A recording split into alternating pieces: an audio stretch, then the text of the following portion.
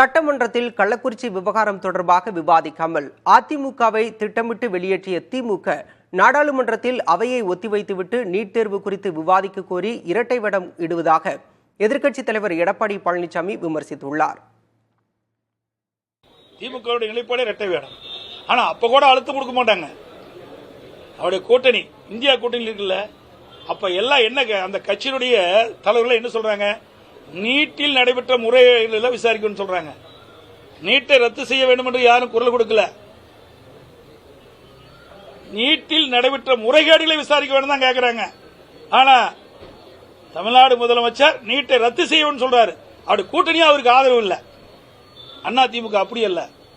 எங்களுக்கு இப்படிப்பட்ட ஒரு வாய்ப்பு கிடைக்கப்பட்டிருந்தால் இந்த நீட் தேர்வை ரத்து செய்ய வேண்டும் என்று நாடாளுமன்றத்தில் அழுத்தம் கொடுத்திருப்போம். காவிரி நதிநீர் பிரச்சனை வருகின்ற பொழுது உச்சநீதிமன்ற தீர்ப்பை அமல்படுத்த காலதாமம் செஞ்சது மத்திய அரசாங்கம். எங்களுடைய நாடாளுமன்ற 37 பேர் தொடர்ந்து உச்சநீதிமன்ற தீர்ப்பை அமல்படுத்த